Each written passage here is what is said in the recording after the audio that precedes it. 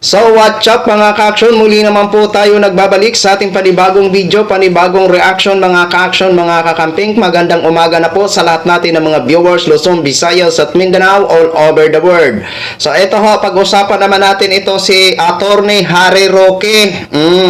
Eto na, mukha yatang maghuhurumintado na ho siya. Ayon sa kanya mga ka-action, mga kakamping, mga loyalista, panahon na daw para maghurumintado. Paano ka man makapaghurumentado nandiyan ka sa dahig? Umuwi kaya dito at samahan mo yung mga kapwa mo supporters kung gusto nyo maghurumentado.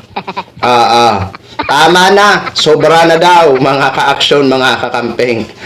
Alam naman po natin na may pagtipon-tipon ho sila sa Friday ayon kay Ka-Eric, yung na-i-vlog natin kagabi. Okay? Wala po tayong tutol dyan. Freedom ho nila yan. Ito dito kay Harry Roque naman, tama na. Ito na daw, panahon na para maghurumentado. Aba, kung makapag-hurumentado, akala mo nandito sa Pilipinas. Di ba? Ito ha, mga ka-action, mga kakampeng, panoorin po muna natin itong kanyang video. Tama na po ang pasensya. Panahon na magharumentado, ilabas ang galit sa gobyernong korap, irresponsable, walang puso. Karapatan niyo po yan. Manindigan, gamitin ang mga kalsada dahil wika ng ating Korte Suprema, sa mulat-mula pa ang mga kalsada, linalaan yan para marinig ang damdamin ng taong bayan, karapatan niyo yan. Pero, baliwala ang karapatan kung hindi paninindigan ang karapatan. Broadcasting live from The Hague, ito po ang inyong spokes ng bayan nagsasabi, tama na, sobra na. Pera na Pilipinas. Baguhin na natin ang sistema. So yun na ho mga ka-action, mga kakamping klo, napanood na po natin at napakinggan na po natin. Aba, kung makapagsabi tama na, sobra na. Pera ng Pilipinas, baguhin ang sistema. Anong klaseng pagbabago ng sistema ng pera? Pera yan. Mababago pa ba yan? Ano yan ba? Ano ba ang klaseng bago? Hindi ko mag-gets. Babaguhin ba ang mukha? Ano ba? Yeah? Tama na, sobra na. Tama ka po. Tama na, sobra na. Umuwi ka na dito at harapin mo na ang problema mo. Diba, mga ka-action, mga kakamping? Ngayon, kung talagang galit kayo dito sa mga nangyayari regarding sa mga di umano'y mga pagkurap, paglustay, dito lalong-lalo na sa usapin ng mga flood control project ng mga di umano mga ghost, substandard, dapat maging fair po kayo, Attorney Harry Roque. Di ba?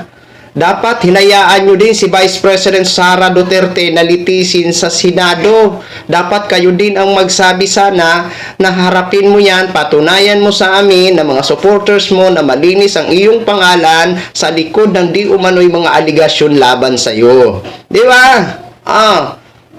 Ngayon, galit kayo sa nangyayari, pero kung ang inyong iniidolo, wala lang sa inyo.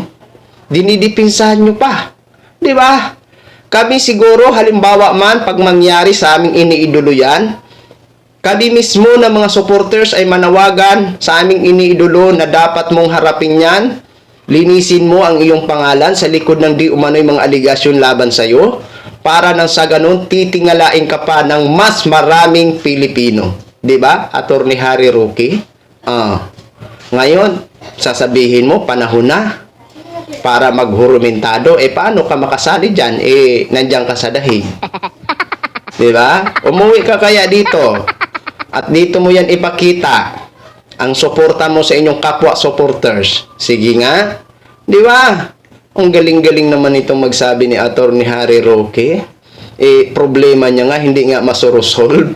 Diba mga ka-action, mga kakamping? Yan ang isa sa mga nakakatawa kay Attorney Harry Roque. Diba? Kung makapagpuna sa administrasyon ni Mr. President Bongbong Marcos, akala mo hindi siya kapuna-puna. Yung mga aligasyon nga na di umano'y aligasyon laban sa kanya, hindi niya nga kayang harapin. Di ba mga ka-action, mga kakamping? Oo. Di ba? Kung totoo yan sinasabi mo na panahon na para maghurumentado, tama na, sobra na, O umuwi ka dito, ipakita mo sa amin na kaya mong harapin ang mga di umano'y aligasyon laban sa iyo, 'di ba? At dito mo ipakita sa kapwa mo supporters na talagang kasama ka sa inyong mga panawagan, 'di ba? So yun lang po mga ka-action, share ko lang ho sa inyo. Maraming salamat po sa lahat natin ng mga viewers Luzon, Visayas at Mindanao all over the world. Ako po ang inyong lingkod, si The Action Man. Good morning, everyone.